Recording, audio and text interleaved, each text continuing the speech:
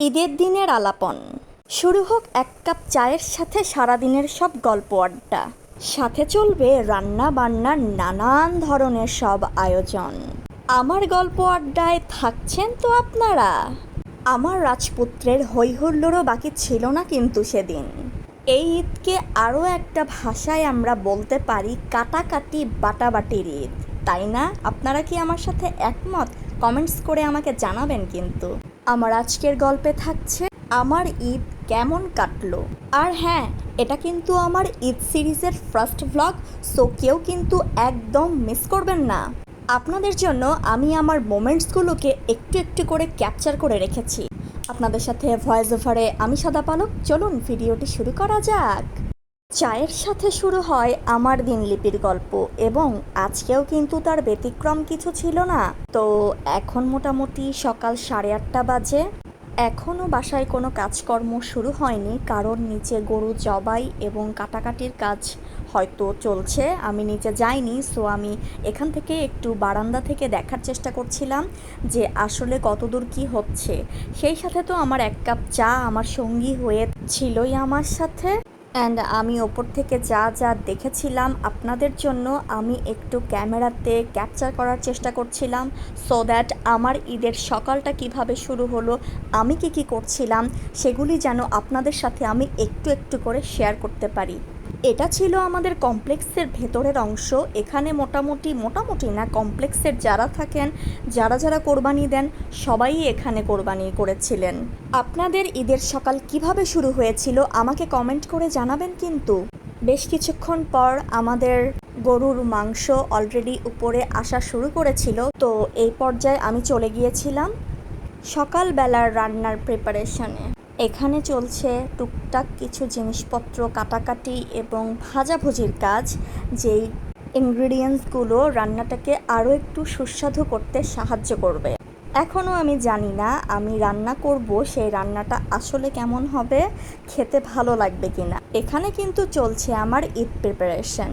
ও আচ্ছা, ভালো কথা। আপনারা কে কী রান্না করেছিলেন আমাকে কমেন্টস করে শেয়ার করতে পারেন কিন্তু, আমার ভালো লাগবে। আমি যখন যেটাই রান্না করি না কেন সেটাকে একটু গার্নিশিং করতে খুবই পছন্দ করি, আর এই মুহূর্তে আমার ঠিক সেই কাজটাই চলছিল। এখানে আমি গার্নিশিংয়ের জন্য কিছু কাটাকাটি করছিলাম। এটাকে আপনারা দেখতে পারবেন একদম শেষের দিকে। তারপরে আপনারাই আমাকে জানাবেন কিন্তু আফটার গার্নিশিং লুকিংটা কেমন ছিল। আর হ্যাঁ, আমি কিন্তু আরও একটা ব্যাপার জানতে চাই, আপনারা আজ এই ধরনের রান্নাবান্না করেন, আপনারাও কি আমার মতো গার্নিশিং করতে পছন্দ করেন কি না, এবং কে কিভাবে গার্নিশিং করতে বেশি পছন্দ করেন, সব কিছু আমার সাথে শেয়ার করবেন। আমি আমারটা আপনাদেরকে জানাবো, অ্যান্ড আপনাদেরটা জানার জন্য অপেক্ষায় থাকবো কিন্তু। এই পর্যায়ে কিন্তু আমার রান্নার কাজ প্রায় শেষ। এখন আমি এটাকে ঢাকনা দিয়ে চলে যাব আমার মহামূল্যবান আরও একটি কাজে। কী কাজে চলেন দেখা যাক। এই যে আমার রাজপুত্রকে সাজিয়ে গুজিয়ে রেডি করব এখন। হ্যাঁ, সে এখনও অনেক ছোট, সে কিছুই বোঝে না, শুধু জানে বাড়িতে একটা ফেস্টিভ চলছে। রেডি হওয়ার পর তো সে মহা খুশি, নিজেকে দেখতে আয়নার কাছে জাস্ট দৌড়ে চলে গিয়েছিল এবং নিজেকে দেখে সে নিজেই সারপ্রাইজড হয়ে গিয়েছিল। তাকে আমি বলছিলাম, বাবা একটু দাঁড়াও, আমি তোমার ছবি তুলি। সে খুব সুন্দর মতো দাঁড়িয়েছিল। এরপরই শুরু হয়ে যায় তার আসল রূপ, দৌড়াদৌড়ি আর ছোটাছুটি। তাকে যখন আমি জিজ্ঞেস করলাম, আচ্ছা বলো তো এখানে এগুলি কি রাখা আছে, সে আমাকে বলছিল যে এগুলি আলু।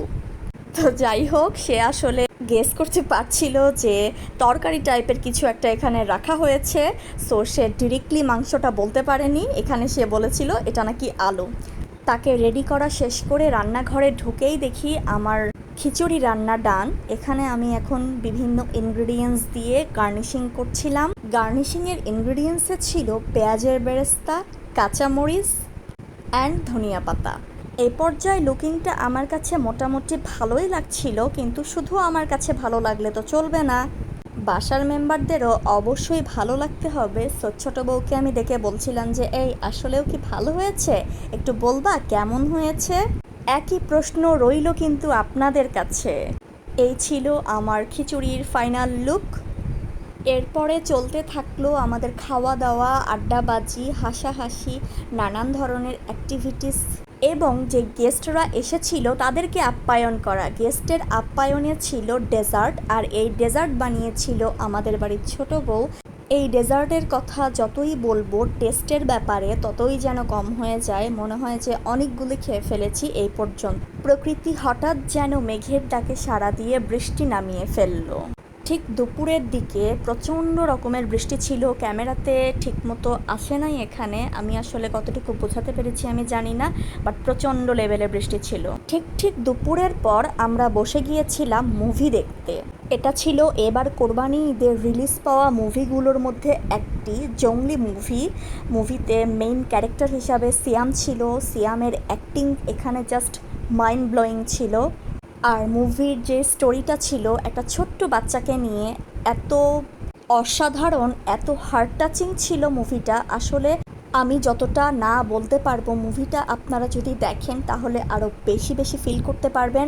এবং আমি ট্রাস্ট মি, আমি এটা আপনাদেরকে বলতে পারি, চোখে পানি চলে আসার মতো মুভি।